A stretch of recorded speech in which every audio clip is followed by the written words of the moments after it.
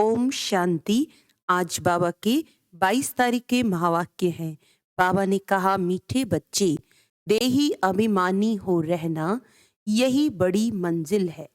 देही अभिमानी को ही ईश्वरीय संप्रदाय कहेंगे।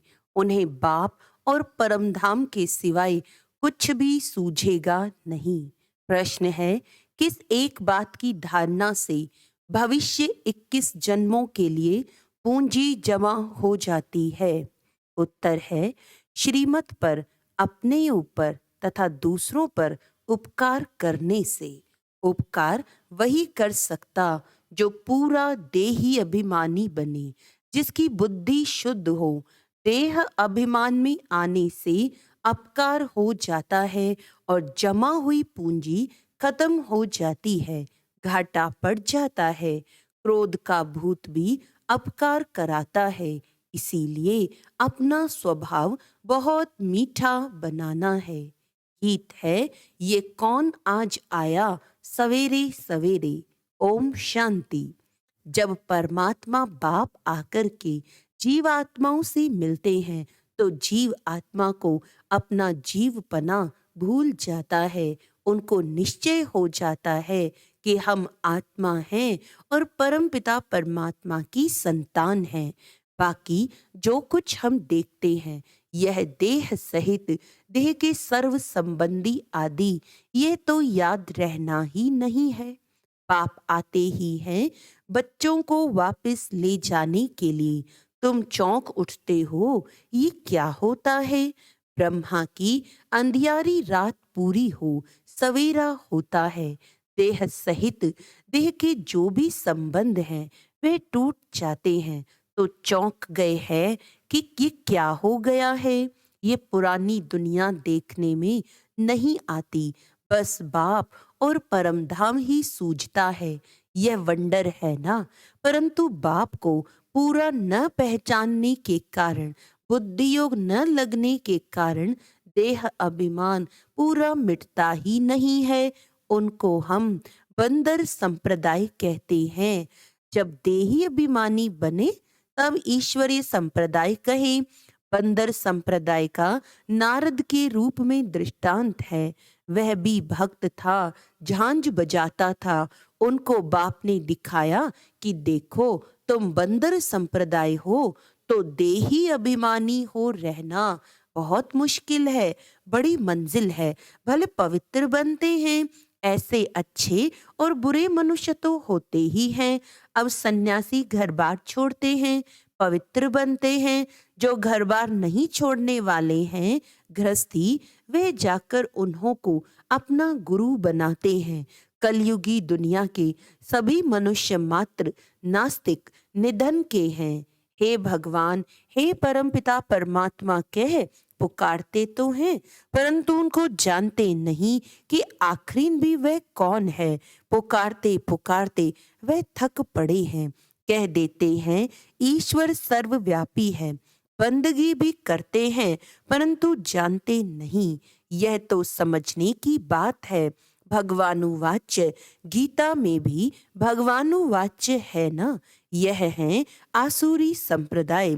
भगवान ने क्यों कहा है, तुम बंदर मिसल हो, अपनी शक्ल तो आईने में देखो। भगवान को जानते नहीं, ढूंढते रहते हैं। इसीलिए मनुष्य को ही भगवान मिलना चाहिए।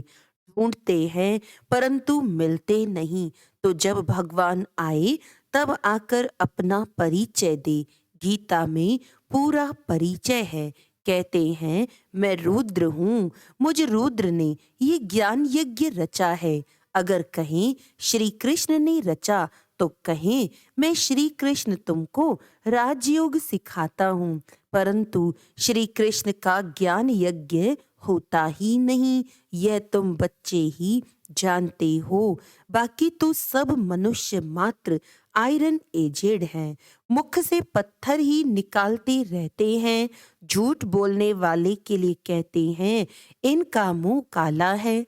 जब सन्यास धर्म की स्थापना होती है उस समय सृष्टि रजो है, तो भारत को पवित्रता में थमाने के लिए यह पवित्र धर्म की स्थापना होती है उनको रजोगुणी सन्यासी कहा जाता है। सन्यास जरूर करते हैं परंतु रजोगुणी, वह कोई सतो प्रधान नहीं है।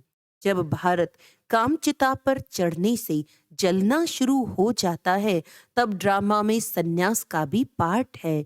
उनको कोई सहज राजयोग नहीं कहेंगे, वह भगवान ने नहीं सिखाया था, वे तो भगवान को ही नहीं जानते। यह बड़ी भारी भूल कर दी है जो श्री कृष्ण को द्वापर में ले गए हैं। बाप बैठ भूले हुए मनुष्यों को समझाते हैं परंतु समझाने में बड़ी रिफाइननेस चाहिए। सन्यासी लोग कहते हैं आप सन्यास धर्म की निंदा करते हो, बोलो आकर समझो, पहले बताओ तुम निंदा किसको कहते हो। परमपिता परमात्मा जो सबका बाप है, गीता का भगवान है, उसने समझाया है, श्री कृष्ण ने नहीं। परमपिता परमात्मा ने आकर कहा है कि कलयुग का अंत है, मनुष्यों की बुद्धि जड़जड़ीभूत आसुरी बन गई है। यह है ही पतित आसुरी राज्य, सतयुग में है पावन दैवी राज्य। वह समझते हैं हम ही ईश्वर हैं परंतु वो तो है नहीं। ईश्वर तो सभी का एक है जिसको सब याद करते हैं। ये समझने की बातें हैं, समझना हो तो समझो परंतु समझाने वाला बड़ा रिफाइन चाहिए। जिनमें क्रोध का भूत होगा वे क्या समझा सकेंगे। क्रोध का भूत, मोह का भूत, लोभ का भूत, छोटे बड़े भूत तो होते ही हैं। गंदी आदतें हैं, अच्छे अच्छे बच्चों से भी माया कुछ न कुछ करा देती है। यह है सब देह अभिमान की शैतानी। देह अभिमान आया तो फिर जैसा बंदर हो जाता, फिर वह मंदिर लायक बन ना सके। तुम जानते हो मंदिर लायक देवी देवताएं ही बनते हैं, उन्हों के लिए ही मंदिर बनाया जाता है। सतयुग में तो सारी दुनिया को शिवालय कहा जाता है, सभी मंदिर में रहते हैं, सृष्टि ही पवित्र मंदिर बन जाती है, विश्व शिवालय बन जाता है जिसमें यथा राजा रानी तथा प्रजा सब पवित्र रहते हैं। तो कोई को बड़ा युक्ति से समझाना होता है। चूहा काटता भी है फिर फूंक भी देता रहता है, उनमें ये अकल है। कोई सन्यासी आदि आए तो पहले युक्ति से उनकी महिमा करनी चाहिए। आओ सन्यासी जी, आप तो बहुत अच्छे हो जो सन्यास किया है, घर बार छोड़ा है। तुमको मालूम है दो प्रकार का सन्यास है, एक है घर बार छोड़ने का सन्यास, दूसरा है घर बार न छोड़ने का सन्यास। गृहस्थ व्यवहार में रहते राजयोग सीख स्वर्ग का मालिक बनना होता है, कभी सुना है? कहेंगे ये बात तो कोई भी शास्त्र में नहीं है। गीता में श्री कृष्ण का नाम डाल द्वापर में ठोक दिया है तो समझेंगे कैसे। फिर चित्रों पर समझाना होता है। तुम्हारा है घर बार छोड़ने का, सभी तो नहीं छोड़ेंगे, प्रवृत्ति मार्ग है। तुमने प्रवृत्ति में रहते हुए फिर 5 विकारों का संन्यास नहीं किया है, हम कर रहे हैं, हमको मदद मिल रही है। परमपिता परमात्मा की ऐसे ग्रस्त व्यवहार में रहते 5 विकारों का संन्यास करने से हम स्वर्ग का मालिक बनेंगे। सतयुग में देवी देवताएं पवित्र थे, अभी नहीं है। कलयुग के बाद फिर सतयुग आना है, बाप ही आकर स्थापन करते हैं। प्रवृत्ति में रहते कमल फूल समान पवित्र बनाते हैं। तुम कहते हो आग कपूस इकट्ठे रह नहीं सकते हैं, परंतु यहाँ रहते हैं। तुम्हारे पास प्राप्ति की एम ऑब्जेक्ट तो कुछ है नहीं। बेहद का बाप जब आते हैं तब पुरानी सृष्टि का विनाश और नई सृष्टि की स्थापना हो जाती है। यह ज्ञान हमको मिलता ही है नई दुनिया के लिए। बाप कहते हैं देह सहित जो भी तुम्हारे संबंध आदि हैं सबको भूल अपने को देही समझ मुझे याद करो। यह हमारा राजयोग है सतो प्रधान, अब तो है तमो प्रधान, फिर तमो प्रधान से सतो प्रधान सृष्टि जरूर बननी है। सतो प्रधान बनाने वाला रचयिता बाप ही ठहरा। हम उस बेहद के बाप से ये सीख रहे हैं। भगवान एक है। ब्रह्मा विष्णु शंकर को भी देवता कहा जाता है। उनसे नीचे तबके वालों को मनुष्य कहा जाता है। भगवान रहते ही हैं परम धाम में। हम आत्माएं भी वहां रहती हैं। ऐसे रिफाइननेस से समझाना है। परंतु योग पूरा नहीं है तो धारणा नहीं होती है। बाबा जो समझाते हैं वे किसको याद थोड़ी पड़ता है। भल कोई बच्चे कहे हम याद करते हैं परंतु बाबा मानते नहीं। अगर तुम याद करते हो तो बुद्धि शुद्ध होनी चाहिए और धारणा अच्छी होनी चाहिए। धारणा है तो फिर करानी भी है, उपकार करना है। तुम जानते हो बाप आकर सब पर उपकार करते हैं। माया रावण अपकार करते हैं। बाप आकर एक ही बार इतना उपकार करता है जो 21 जन्म हमारा उपकार हो जाता है। उपकार कहो अथवा कृपा आशीर्वाद आदि जो कहो, द्वापर में फिर अकृपा शुरू हो जाती है। रावण अपकार करते हैं। श्रीमत से ही तुम कोई का भी उपकार कर सकेंगे। फिर देही अभिमानी बना तो अपकार करना शुरू, देह अभिमानी बना तो अपकार करना शुरू कर देंगे। उपकार करने से भविष्य किस जन्मों के लिए पूंजी जमा होती है। अपकार करने से जो जमा हुआ होता वह भी खत्म हो जाता है। जबकि उपकार करना जानते हैं तो करना है, उपकार करना नहीं जानते हैं तो जरूर अपकार ही करेंगे। आसुरी मत पर मनुष्य हर एक दो पर अपकार ही करते हैं। काम कटारी चलाते हैं। बाप को भूला, उपकार करना भूला तो वह फिर अपकारी जरूर बनेगा। सेकंड में उपकार, सेकंड में फिर अपकार कर देते हैं। अच्छे अच्छे बच्चे कितने उपकारी थे। उपकार करने की शिक्षा जानते थे। अपने ऊपर भी उपकार करते थे तो औरों पर भी करते थे। फिर माया के चक्र में आकर भागंती हो गए, अपकारी बन पड़े। कितना अपकार करते हैं। मनुष्य समझते हैं कुछ तो होगा जो भागे हैं, हम फिर कैसे जाएं। उल्टी सुल्टी बकवाद जाकर करते हैं। गोया जो उपकार करके खाता जमा किया सो फिर अपकार करके अपने खाते को मिट्टी में मिला दिया। ऐसे बहुत हुए हैं और होते रहेंगे। देखो जिसने उपकार किया वही फिर देह अभिमान में आने से अपकारी बन पड़ा। मनुष्य मनुष्य पर अपकार ही करते हैं। उपकार कोई कर ना सके जब तक श्रीमत पर न चले। अपकार कराने वाली रावण मत है। अभी अभी श्रीमत, अभी अभी रावण मत पर चल पड़ते हैं। क्रोध का भूत आया और अपकार कर लिया। बाप पर अपकार का कलंक लगा दिया, निंदा करा दी। बाप क्या कहेंगे। ईश्वरी औलाद ऐसे होते हैं। वह फिर दिल से उतर जाते हैं। कोई का भूत निकल जाता है तो फिर महिमा भी करते हैं। क्रोध बहुत खराब है। इसीलिए बाबा हमेशा कहते हैं मीठे टेम्पर यानी मीठे स्वभाव वाले बनो। क्रोधी टेम्पर अज्ञान है। बाप समझाते हैं ममत्व को बिल्कुल छोड़ना है। ममत्व टूटते टूटते जब अंत का समय आएगा तब संपूर्ण बनेंगे। रेस है ना, बच्चे जानते हैं मम्मा बाबा पहले पहुंचते हैं तो उनकी मत पर चल फॉलो करना चाहिए, धारणा करनी चाहिए।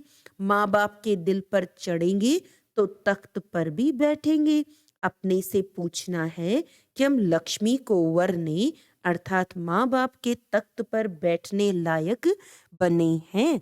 अगर समझते हैं हमारे में क्रोध है तो वह कभी दिल पर चढ़ ना सके, न भविष्य में महाराजा महारानी बनेंगे। कदम कदम श्रीमत पर चलना है। अगर ट्रेटर बन पड़े तो जाकर चंडाल बनेंगे। हूबहू कल्प पहले वाली बातें बाबा रोज रोज सुनाते रहते हैं, उनमें कहाँ भी फर्क नहीं पड़ सकता। कितना ज्ञान का नशा रहना चाहिए, परंतु जो सर्विस पर होंगे उनको रहेगा। जो जैसी सर्विस करते हैं उनको फल जरूर मिलता है।